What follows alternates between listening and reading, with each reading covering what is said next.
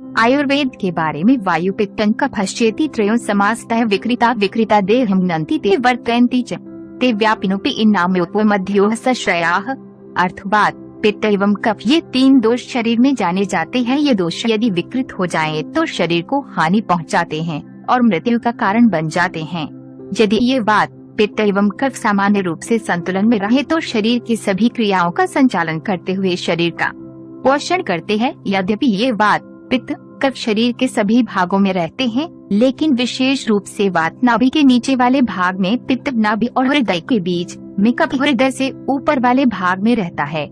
वयोहोरात्रिभुक्तानात्यंतमध्यादिकाक्रमात् आयु के अंत में अर्थात वृद्धावस्था में वायु वात का प्रकोप होता है।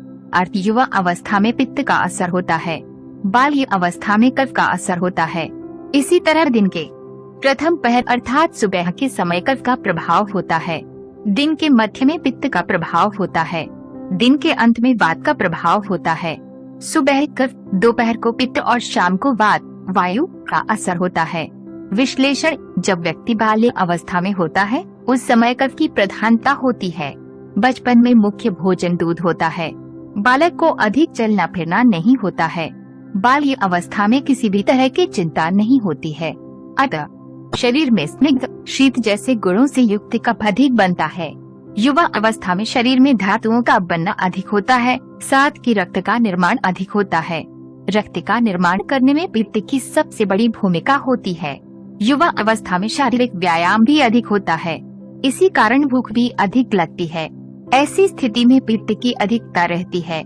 युवा अवस्था में पित्त का बढ़ना बहुत जरूरी होता है। यदि पित्त न बढ़े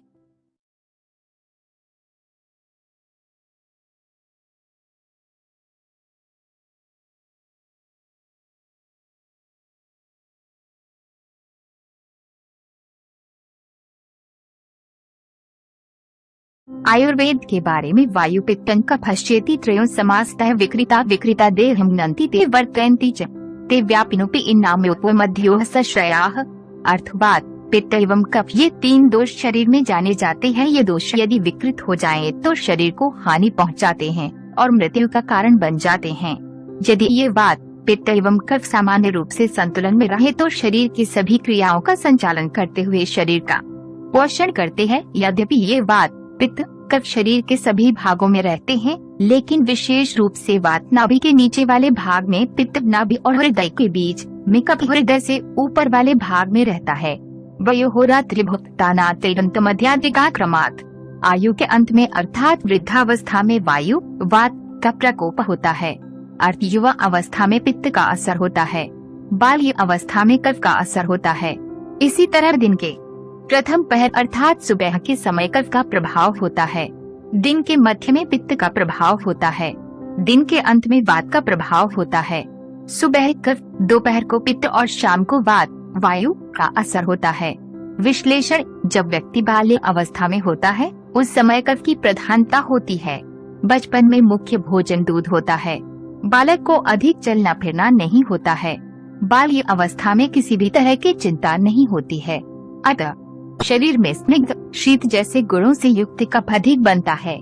युवा अवस्था में शरीर में धातुओं का बनना अधिक होता है, साथ ही रक्त का निर्माण अधिक होता है।